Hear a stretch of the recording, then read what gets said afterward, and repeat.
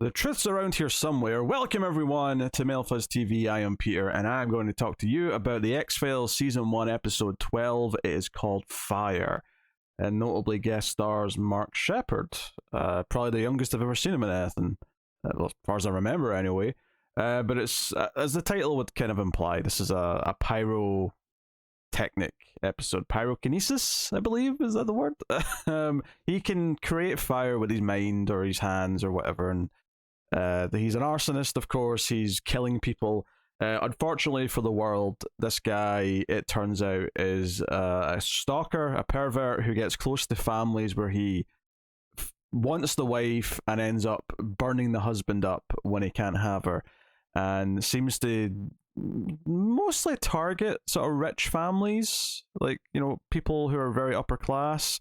And of course, in this episode, I was wondering at the end of last time when I read the description if we were going to go to the UK with Mulder and Scully, or if the perpetrator was coming to the US. And that is what happens. Basically, the next suspected target by this guy is sort of brought to the US sort of for protection's sake, just to sort of keep them away from the danger.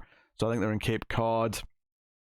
But unfortunately for them, Mark Sheppard's already came to the US, and he's already killed the caretaker and assumed his identity. So he's gaining their trust, he's being good with their kids, he's being very polite to them. So there's a lot of this episode that features scenes where he's like doing stuff around the house or outside the house, and he's watching the wife all creepy as she's preparing stuff in the kitchen, or he's being kind of intimidating or bizarrely trying to convince their children to start smoking, despite the fact that they're like 7 and 8 or whatever they are. That's the basic gist of it. Honestly though, that's the villain premise of the episode, and it obviously is a big part of the episode. It takes up a lot of the time, and it's all the threat comes from this. There's a lot of scenes of Mark Sheppard being creepy or intimidating and building up. And I will say I also appreciate that, and this is just a time period thing really, but because this is before CG was just used for everything, I appreciate that pretty much all the fire in the episode is all practical effects. It's all stunt work, it's all actual pyrotechnics, it's all this stuff, and it just looks better as a result. I really appreciate it. Maybe just because it popped into my head as I was watching some of the stuff where I was like, oh, if this was today, they'd just be doing CG, and it usually looks like shit. So I appreciate that. The big thing this episode, though, I think more so, is Mulder's ex-girlfriend from the UK. So he went to Oxford and had this girlfriend played by Amanda Pays, but the character's name is Phoebe, and she pops up at the start of the episode with a weird prank, which convinces Mulder and Scully, or at least makes them be concerned that their car's been bombed, because the tape's talking about how there was this other car bombing, and this is how it was armed and how it was set off, and Mulder and Scully are getting kind of tense, and then Phoebe opens the door and basically says boo, and it's this kind of like, you know, this ex-girlfriend of Mulder coming into his life, and he kind of treats her, or talks about her like she is this kind of danger, like this not that she's a dangerous person and like a sort of like she's a murderer or something like that, but just she's a dangerous temptation to be around, because it doesn't seem like they had the happiest of endings. It doesn't seem like he was super healthy mentally when he was with her, and she's kind of here throughout the episode prodding him and tempting him into maybe a fling or something. My favorite part of all this, honestly, was probably Scully, particularly early on in the episode, where she's kind of this like awkward third wheel, and she's just kind of glancing around, and she's like giving these little looks at them as they're being kind of flirty. It was kind of adorable in a weird way, like just watching her have fun with it. She has like a really lewd joke early on, actually, where because Phoebe asks for help with this pyro case, and Mulder offers to take it to the FBI arsonist expert, Scully starts prodding him for, you know, basically bending over backwards to help her as soon as she asks for something. And he says, I was simply extending professional courtesy. And Scully responds with, oh, is that what you were extending? So that was a little lewd joke, and I was enjoying this prodding. I appreciate that it never plays like a jealous thing, because we're not there with Mulder and Scully. She shouldn't be jealous of a relationship that Mulder has. but it's more like almost the concern of a friend that does Mulder actually want to begin into this like potential like rekindling of a romance. I think Scully recognizes that it's maybe not the best for him and doesn't like overstep her boundaries by actually giving him some sort of speak where she tries to tell him not to do something. She never does that in the whole episode, but you can just tell from her demeanor and the performance from Gillian Anderson that like she's aware that this is not a good idea, and it's almost prodding jokes early on to, I mean, I think at first it's just kind of innocent fun because like what else is she going to do? It's awkward if she doesn't say something. But as the episode goes on, it feels more like she's respecting the fact that she's not really got a place to come in and say, don't be an idiot, Mulder. We're maybe not close enough yet for her to impart kind of like very serious relationship advice. But you can tell what she's thinking, and you can tell that, you know, what she's witnessing here, and I think that works quite well. If nothing else, it's an interesting dynamic to throw Mulder and Scully into, because we've not really dealt with either of them having an ex-partner show up. Well, ex law enforcement partner, sure, because we had Scully's friend from the academy, and we had Mulder's old friend from the academy as well. I think we've had we've had one for both of them actually, in one way or another. But romantic partner, that's kind of a new thing. And having Mulder go off with Phoebe to investigate the case and leaving Scully on her own, who just has to decide to sort of pursue it herself and look into it because she thinks Mulder might be a little distracted and maybe my expertise and skills could be used here.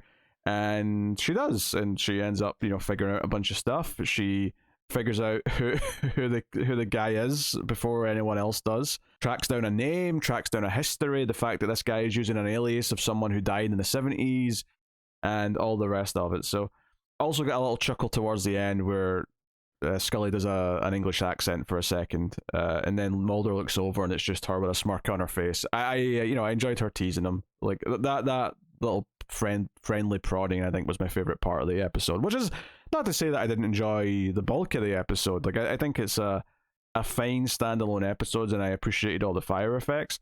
It's one of those things where it's a solid story that's well told, and it's got a solid performance from a guest star. It's got an interesting dynamic for the main two characters that they've not really been in before, and that's all good stuff. But I wouldn't say I loved the actual plot, like the actual threat to the family, and like, you know, going back to the family so often, or more specifically going back to Mark Sheppard so often and seeing him just kind of watch them and see some of his plan unfold as he makes the driver sick, so he has to replace the driver for this drive to a fancy gala they're going to in the city. The big thing that happens there, of course, is that he sets off a fire that endangers the children, but with the intention of making himself the hero, because he actually saves the kids and he's getting thanked for it afterwards, and that seems to be what his intention is. And the big thing here is that Mulder tries to go and save the kids when this fire starts, and he ends up failing spectacularly. He passes out with the smoke and has to be rescued by the firefighters, which is something we learn in this episode, is that Mulder has a fear of fire, which I don't think anyone, you know, everyone on some level is scared of fire in the sense that it's a very dangerous thing. It's not a unreasonable fear. Like if you're trapped in a room with fire, of course you're going to be terrified of it because it's fire. But he has like a fear of it in general. You know, he's always had a phobia of fire, and he's very worried. And of course, having him fail halfway or so throughout the episode when he tries to save the kids, it's all set up so that at the end of the episode, when he has to do it again, when the house is on fire and the kids are trapped in a bedroom, he does actually have to fight through his fears and succeed this time. I don't think it like makes a huge deal out of it at the end of the episode. I don't think it makes a huge big deal that he overcame that, but it's just a little thing that's there to give it a bit more tension, which I appreciate.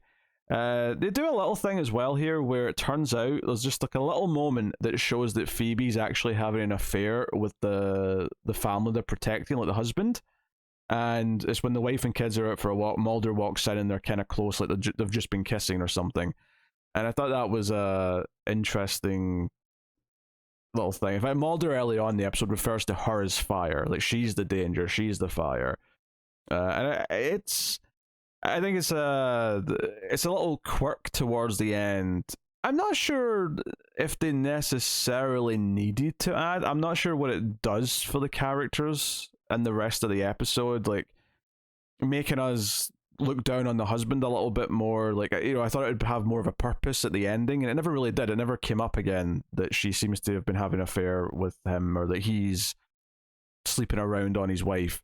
And part of that's because honestly, it doesn't really have much of an effect because the family themselves aren't really characters. The husband and wife, like, they have a scene where they first arrive at the house and they say hello to Mark Sheppard, who introduces himself as the caretaker. And other than a couple of exchanges there, they're really just the MacGuffins in that they're the potential victims of the bad guy, but we never really get to know them as characters. We never get much out of them other than the few times they interact briefly with Mark Sheppard. The wife asks him to drive them to the thing, or whatever. Like, you can basically count their lines of dialogue in one hand, probably, more or less. Like, they're not characters. So this idea that I don't think we're supposed to care that he's cheating on his wife in terms of caring about them anyway. To be fair, I don't think it wants us to be like, oh no, that poor woman's been cheated on.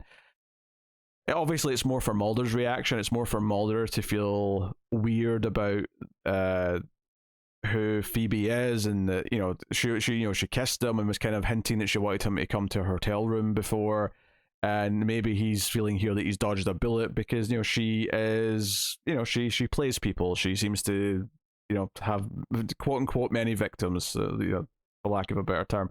So, like, I get it. It's maybe this little thing for Mulder just to let him know that he is maybe right to stay away from her, but I don't know if he did that. Like, maybe it actually has more power if there's a temptation and he decides not to, not because like she's proven to be someone he should stay away from because she is going to just break his heart again, or she is just going to be a problem, but just because he makes a mature choice that it's a bad idea or something. I don't know. Like, I guess it was like a shorthand to just make it very quick and simple to be like, okay, Mulder sees that he shouldn't now. He's made the right choice, and that's that. But I think he is hurt a little bit in the moment. He even tries to tell Scully not to come to Boston at one point because he's like, I'm going to have my hands full, and I'm like, yeah, I wonder where you're going to have your hands full. The actual pyro stuff, like, other than I talked about how it looked good because it was all practical effects.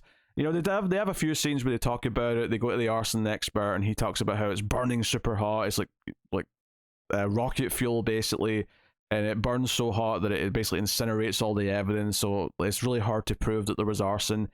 And I was thinking that part of his ability was that like his flames burn so hot that this is not even like a real thing. It turns out he is actually using fuel. Like, while he can make flames happen, this idea that everything's burning that hot is actually him using fuel to do it. He's soaking things in the fuel so he can ignite it. So he can ignite things, but he kind of needs fuel for a big fire. It's not like he can just make a whole building burst into flames without the extra help. Obviously, if he sets like a curtain on fire, I'm sure the fire will spread eventually. But one of the points to keep bringing up during this is that everything he seems to burn is happening so quickly. I think Scully theorizes, because obviously his victims seem to just burst into flames on their own.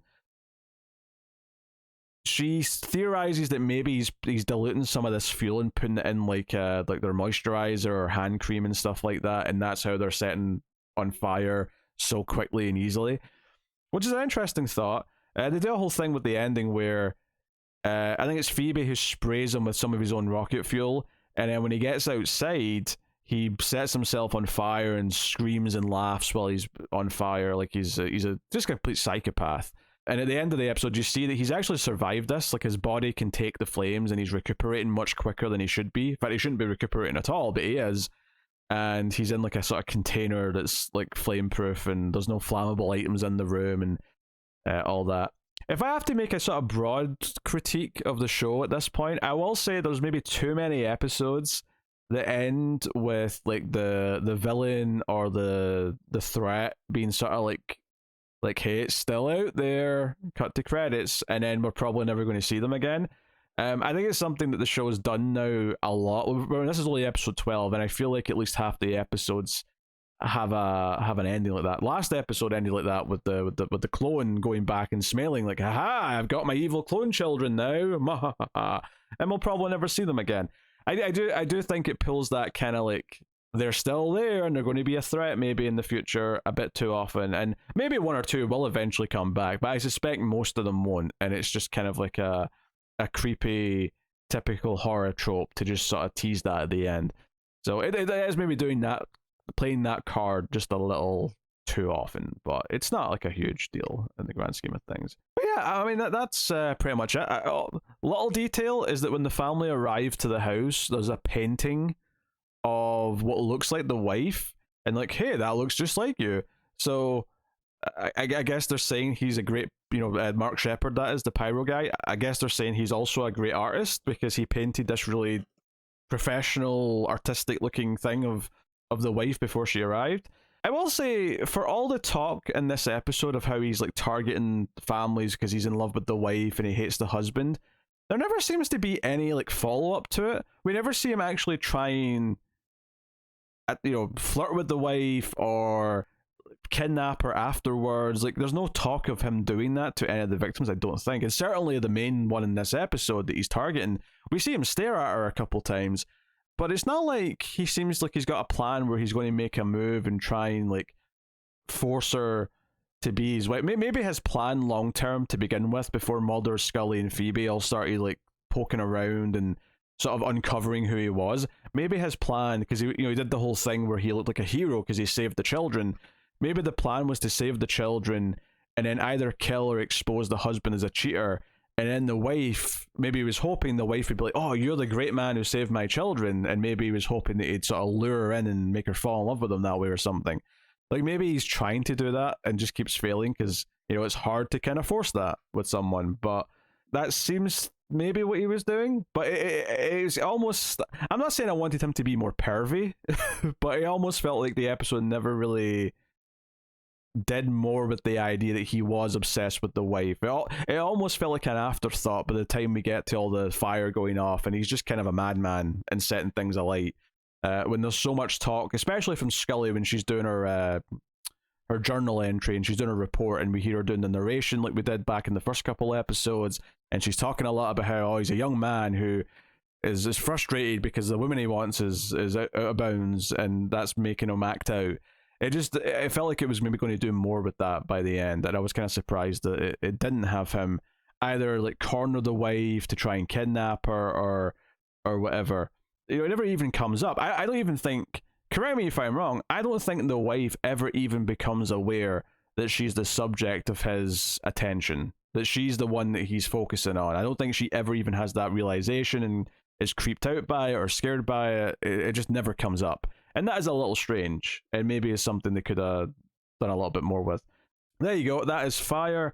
Next time on the X-Files, we're getting an episode called Beyond the Sea. Oh, and I recognize another guest star this one. In fact, I recognize a couple of guest stars.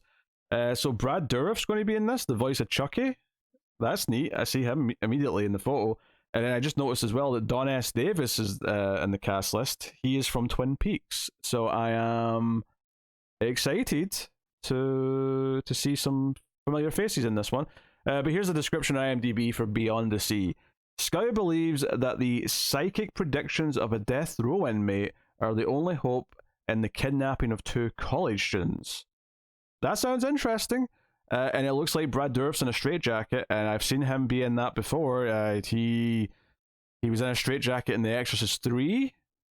He tends to be good at playing the psychopath. I'm hopeful for this one, honestly. I think this is got some potential just based on what little I know of it. So we'll see how that pans out next time. But let me know what you thought of this episode of the X-Files in the comments, and of course you can support all the content for free by simply hitting the like button. It really helps out a lot. And if you've not subscribed, obviously subscribe, get notifications for the new episodes when they go out. You can support us financially by going over to patreon.com/MailFuzzTV and getting some bonuses for your trouble, including a monthly exclusive review series of me doing Columbo. Episode 2 is coming up soon, so if that sounds of interest, you can get that over there. Or you can alternatively do it by supporting us directly on YouTube via the YouTube memberships. We promote Patreon more because you get more stuff over there, but if you want to just do it through YouTube and just get the one or two things and support us that way, obviously all support is appreciated and respected. So thank you very much for joining me.